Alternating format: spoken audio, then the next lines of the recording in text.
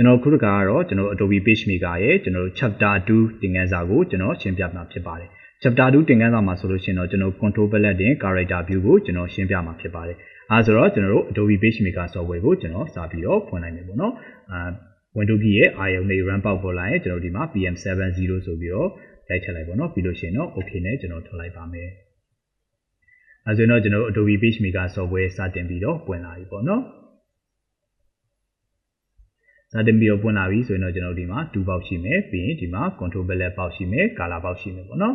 အဲဆိုကျွန်တော်စာရွက်ခေါ်အရင်ဆုံးခေါ်မယ်ပေါ့နော်စာရွက်ခေါ်မယ်ဆိုရင်တော့ကျွန်တော် file တွေကနေပြီးတော့ new ပါပြီးရင်တော့ကျွန်တော်ကတော့ပုံမှန်အဖြစ်တော့အများတော့ဖြစ်တော့ A4 ကိုပဲသုံးတာဖြစ်တဲ့အတွက် A4 ကိုပဲယူပါမယ်ကျွန်တော်ဒါကတော့ dimension မှာဒါ A4 ရဲ့ winner height ကိုပြောပြထားတာပါပြီးရင်တော့ကျွန်တော်ကတော့ကိုပဲယူခဲ့ပါမယ် option မှာကျွန်တော်အမှန်ကြီးဖြုတ်ခဲ့မယ်စာရွက်10ရွက်ယူလိုက်မယ်ပေါ့နော်အဲတော့စာရွက်ကတော့ကိုလိုတလောက်ကိုယူပါ1999ရက်တော့ပို့ယူလို့မရဘူးပေါ့နော်။ margin ကတော့ကျွန်တော်ဘေးဘက်လည်းတစ်လက်မှထားလိုက်မှာပေါ့နော်။ပြီးလို့ရှိရင်တော့ okay အဲဆိုရင်တော့ကျွန်တော်စာရွက်ကြာလာပါပြီ။စာရွက်ကြာလာပြီဆိုတော့ကျွန်တော်အခုတခါရှင်းပြမှာတော့ကျွန်တော်ဒီ chapter 2မှာဆိုရင်ကျွန်တော်တို့control palette နဲ့ character view ပေါ့နော်။ဒါကကျတော့ဒါ control palette ပေါ့နော်။ဒါကကျတော့2ပေါ့ဟုတ်ပြီ။အဲဆိုကျွန်တော်ကဒီမှာcharacter view ဆိုတော့ကျွန်တော်ဒီမှာ T ကိုနှိပ်လိုက်မယ်ပေါ့နော်။ T ကိုနှိပ်လိုက်ပြီဆိုလို့ရှိရင်ကျွန်တော်ဒီ control palette ပေါ့မှာပြောင်းသွားတယ်ပေါ့နော်အခုလက်ရှိမြင်နေရတဲ့ view ကိုကျွန်တော်ဘာလို့ခေါ်လဲဆိုတော့ကျွန်တော် character view လို့ခေါ်ပါတယ်ကျွန်တော်ဒီအောက်မှာကျူလိုပုံစံမျိုးလေးရှိရပေါ့နော်ဒီမှာ click ချန်နေမှာဒါကကျတော့ကျွန်တော်ဘာလို့ခေါ်လဲဆိုတော့ဒါကိုကျတော့ paragraph view လို့ခေါ်ပါတယ်ဒီအပေါ်က T ကိုနှိပ်မယ်ဆိုရင်တော့ဒါကကျတော့ character view ဒါကကျတော့ paragraph view ပေါ့နော်အောက်ပြီးကျွန်တော် character view မှာကျွန်တော်တို့အရင်ဆုံးပြောပြမယ်ပေါ့နော်ကျွန်တော်ဒီမှာဆိုလို့ရှိရင် time roman ဆိုပြီးတော့ကျွန်တော်ဝင်နေတယ်ပေါ့နော်ဒါကကျတော့ကျွန်တော်ဘာလဲဆိုတော့လက်ရည်အမျိုးအစားပေါ့နော် font မှာfont ကိုကဘာ font တွေသုံးချင်တာလဲကိုသုံးချင်တဲ့ font တွေကိုဒီမှာရိုက်ပြီးတော့မြန်မာစာရိုက်တော့မယ်ဆိုရင်တော့ကျွန်တော်ဒီမှာမြန်မာစာ win register တို့เนาะကျွန်တော်ရိုက်လို့ရပါတယ်ဒီမှာ page maker မှာတော့ Zoji နဲ့တော့ရိုက်လို့မရပါဘူးเนาะကျွန်တော် win font နေနဲ့ရိုက်လို့ပါတယ်matrix တို့ပေါ့เนาะဒါတော့ကိုသုံးမဲ့ font ပေါ့เนาะအင်္ဂလိပ်စာ font မှာဆိုရင် Times Roman Arial Black တို့ပေါ့เนาะဒီ font နေနဲ့ကျွန်တော်တို့သုံးလို့ရပါတယ်ဒီ Times Roman လို့ဝင်နေရတော့ဒါfont မျိုးစားပေါ့เนาะဒီဘက်မှာတွဲလို့ဝင်နေရ12လို့ဝင်နေရတော့ဒါကကျတော့ဗာလဲဆိုတော့ site ပါစလုံးရဲ့ site ပါစလုံးကြီးတာတွေသေးတာတွေလုပ်ချင်တယ်ဆိုရင်တော့ကျွန်တော်ဒီမှာဘာလုပ်လို့ရလဲဆိုတော့စလုံး site အကြီးသေးပြောင်းလို့ရပါတယ်အဲ့တော့စလုံး site ပြောင်းတာပါစနစ်အောက်မှာကျွန်တော်ဘာလို့ selection မှာ4လို့ဝင်နေရတော့ဒါကတော့ line spacing မှာစာကြောင်းတစ်ကြောင်းနဲ့တစ်ကြောင်းကြားအစိတ်အကျဲပါကျွန်တော်ပြီးရင်တော့ exercise မှာဘယ်လိုပုံစံမျိုးလေးလုပ်ကြလဲဆိုတာကိုကျွန်တော်ပြောပြမယ်ပေါ့နော်ဒါကတော့သူတို့ရဲ့လုပ်ပုံလုပ်နည်းလေးကိုဘယ်လိုလုပ်ပါလဲဆိုတာကိုကျွန်တော်ပြောပြနေတာပေါ့နော်ပြီးရင်နောက်တစ်ခုကတော့ကျွန်တော်ဒီမှာဒါ ending ပေါ့နော် ending ကကျတော့ကျွန်တော်ဗာလဲဆိုတော့ normal ပါ B က bold ပါကျွန်တော်စလုံးတွေပါ bold တင်တဲ့အချိန်မှာသုံးတာပါဒါကတော့ခဏသုံးပူပါတယ်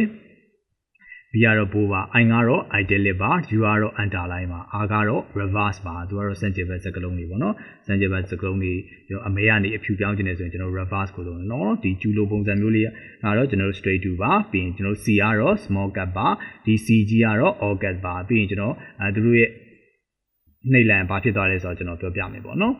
ဒီ S ကလေး triangle တုံးလေးပေါ်မှာ S ကတော့ဒါ super script ပါစလုံးတွေကိုကျွန်တော်ဘာလုပ်တာလဲဆိုအပေါ်တင်တာပါဒီ S ကလေးကတော့ set script ပါစလုံးကိုအောက်ကိုချတာပါဒါကတော့ကျွန်တော် character view မှာကျွန်တော်တို့တော်တော်များများအသုံးဝင်တဲ့အားတွေပါပြီးရင်ဒီမှာ no dash တို့ပါဒီကောင်လေးထားပါနော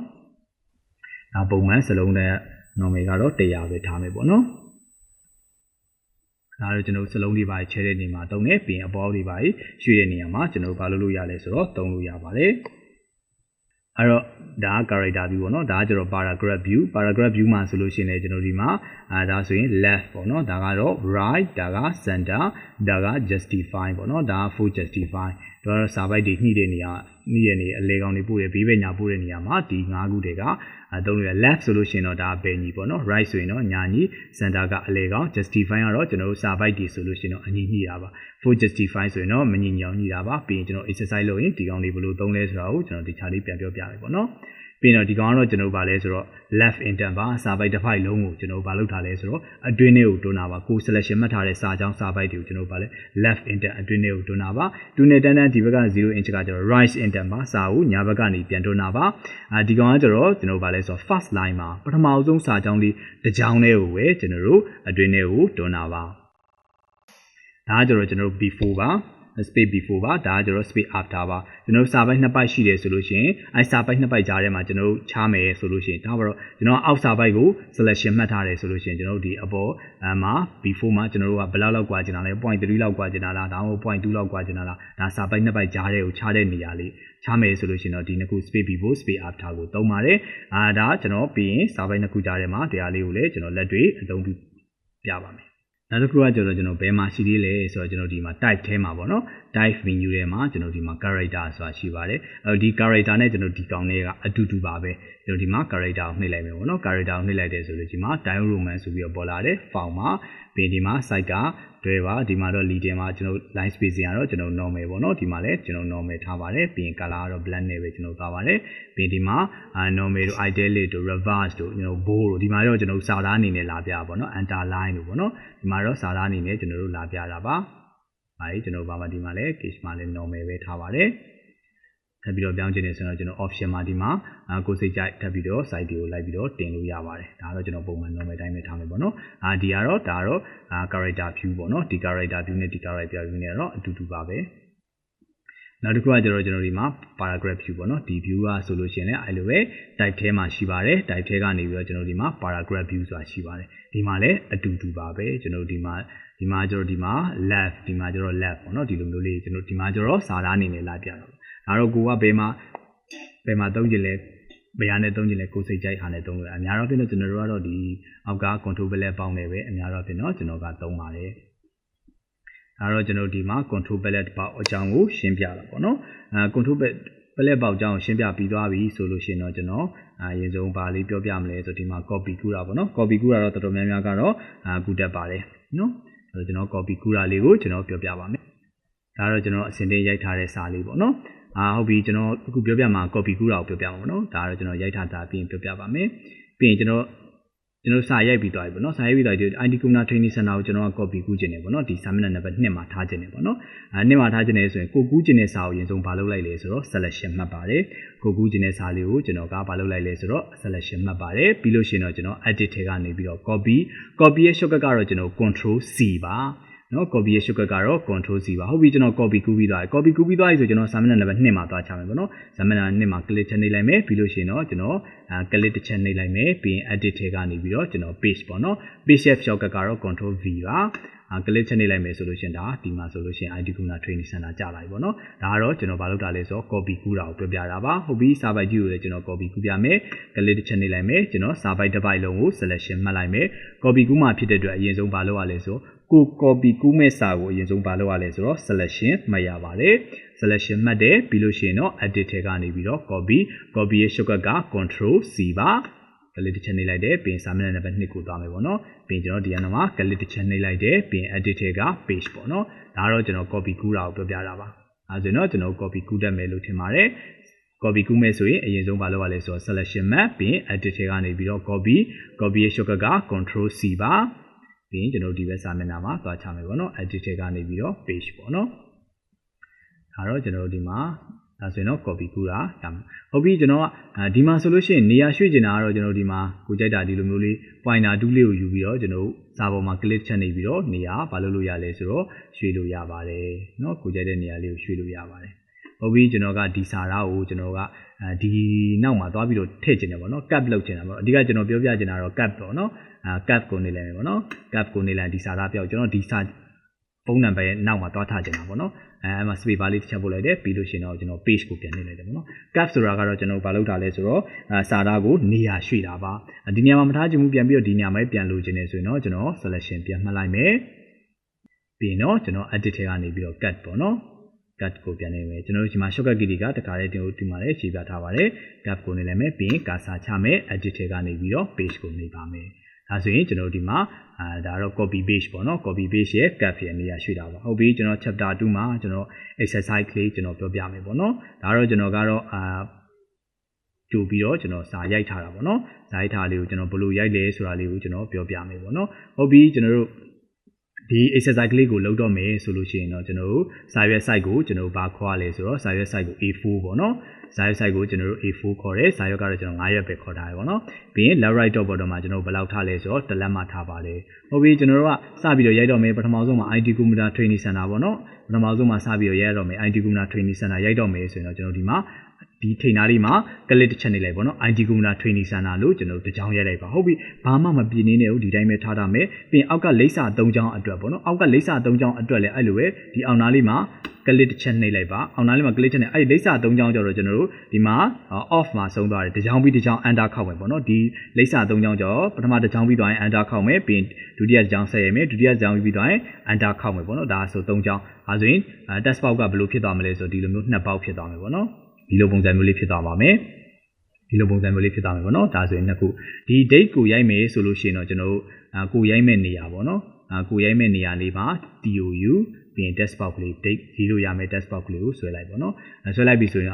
ဒီမှာ date ကိုရေးလို့ရပါတယ်ပြီးရင်သူရောက်ကဒီစာကြောင်းကိုရိုက်မယ်ဆိုလို့ရှိရင်လည်းအဲ့လိုပဲကျွန်တော် click တစ်ချက်နှိပ်လိုက်ပြီးဒီစာကြောင်းကိုရိုက်မယ်ပြီးရင်ဒီစာပိုက်ကိုရိုက်မယ်ဆိုလို့ရှိရင်လည်း click တစ်ချက်နှိပ်လိုက်ဒီစာပိုက်ကိုပထမတစ်ပိုက်ပြီးသွားရင် enter ခောက်မယ်ပြီးရင်ဒုတိယတစ်ပိုက်ဆက်ရိုက်မယ်ပေါ့နော်ပြီးသွားရင်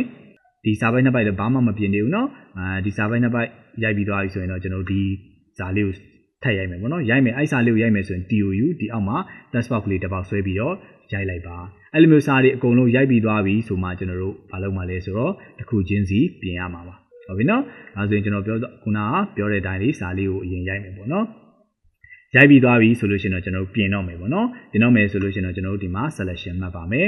IT Computer Training Center ကို selection မှတ်ပါမယ်မှတ်ပြီးသွားရင်တော့ကျွန်တော်2ကို site ကိုကြည့်ပါမယ်ဒါတော့ site ကတော့ကိုဘယ်လောက်ထားမလဲဟုတ်ပြီကျွန်တော်24လောက်ထားလိုက်မယ်ပေါ့နော်ပြီးလို့ရှိရင်တော့ကျွန်တော်ဘိုးတင်လိုက်ပါမယ်ပြီးရင်တော့အလဲကောင်စင်တာကိုပို့ပါမယ်အဲဆိုရင်ကျွန်တော်ပထမဆုံးခေါင်းစဉ်အတွက်နေရာကပြီးသွားပြီပေါ့နော်ခေါင်းစဉ်အတွက်ကျွန်တော်ပြီးသွားပြီပြီးရင်အောက်က3ကြောင်းကိုလည်းအဲ့လိုပဲကျွန်တော် selection မှတ်လိုက်ပါမယ်အောက်က3ကြောင်းကိုလည်းကျွန်တော် selection မှတ်မယ်မှတ်ပြီးသွားရင်ကျွန်တော်တို့ဘာလို့အလဲကောင်စင်တာကိုပို့ပါမယ်အလဲကောင်စင်တာကိုပို့မယ်ပေါ့နော်အလဲကောင်စင်တာကိုပို့ပြီးသွားပြီဆိုလို့ရှိရင်တော့ကျွန်တော်သူ့ကိုနည်းနည်းလေးအပေါ်နားလေးကိုနည်းနည်းလေးတင်ပြီပေါ့နော်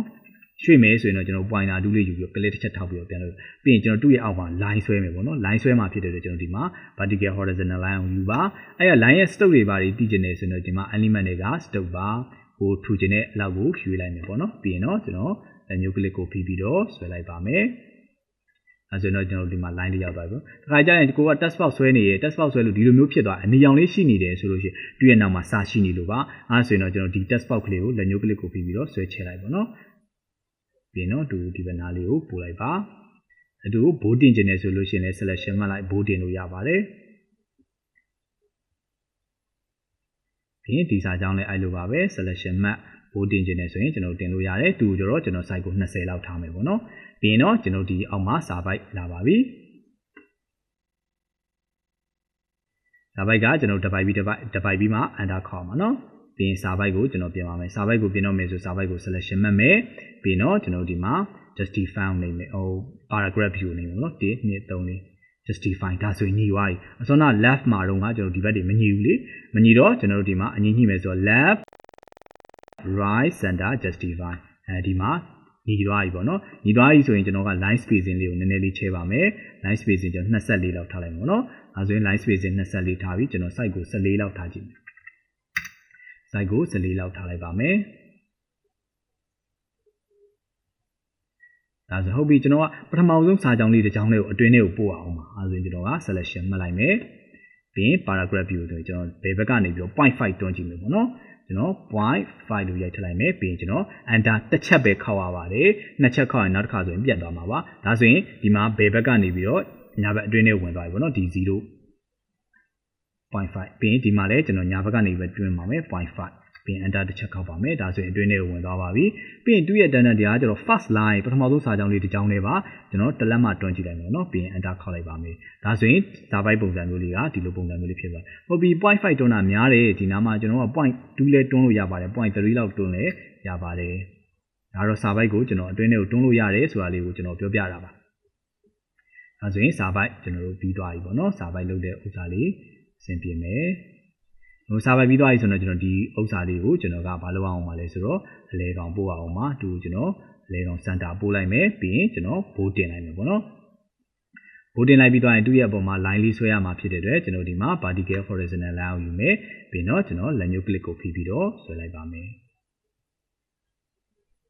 ဒါဆိုရင်တော့ကျွန်တော်တို့ဒီ exercise ကလေးပြီးသွားပြီပေါ့နော်ပြီးသွားပြီဆိုတော့ကကျွန်တော်ဒီ2ပေါက်မှာကျွန်တော်ဒီစာပိုက်2ပိုက်ဒါဆိုရင်တော့ဒါပြီးသွားပြီပေါ့နော်ပြီးသွားပြီဆိုရင်ကျွန်တော်ဒီစာပိုက်2ပိုက်ကိုကျွန်တော် copy ကူးလိုက်မယ်ပေါ့နော် selection မှတ်မယ်ပြီးရင် layout ထဲကedit ထဲက copy ဒီဘက်စာရွက်အလွတ်မှာတွားချမယ်ပေါ့နော်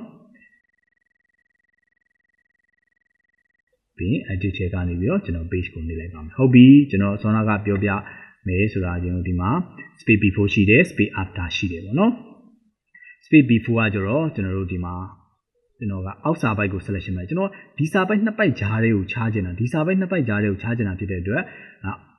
after မှာရိုက်ထည့်လို့မဟုတ်ကျွန်တော်ဒီနေရာမှာတိတိကျကျဖြစ်သွားကျွန်တော် 0.5 ရိုက်ထည့်လိုက်မယ်နော်ပြီး enter ခေါက်ဒီမှာချဲသွားပါပြီဒီစာပိုက်နဲ့ချဲထားရတာဒါ 0.5 ဒါကိုပြောချင်တာပါကျွန်တော်ပြောချင်တာပေါ့နော်ဒါ space ပြီးဖို့ပေါ့ကျွန်တော်0ပြန်ထည့်လိုက်မယ်ဆိုရင်ကိုယ်တိုင်းပြန်ဖြစ်သွားပါမယ်ဟုတ်ပြီကျွန်တော်ကိုကအပေါ်စာပိုက်မှာ selection မှတ်ထားတယ်ဆိုရင်တော့ကျွန်တော်ဒီအောက်မှာရိုက်ထည့်ရပါမယ် 0.5 ပြီး enter ခေါက်လိုက်ဒါဆိုရင်ဒီအောက်မှာချဲသွားပြီပေါ့နော်ဒါတော့ကျွန်တော် space before space after စာပိုက်2ပိုက်ဆိုလို့ရှိရင်အဲ့ကစာပိုက်2ပိုက်ကြားထဲမှာကျွန်တော်ဘာလုပ်ထားလဲဆိုတော့ခြားတဲ့သင်ခန်းစာလေးကိုကျွန်တော်ပြောပြဒါဆိုရင်ပြတ်သွားပြီဆိုရင် control z တစ်ချက် page maker မှာပြတ်သွားရင် control z တန်းနှင်ရပါတယ်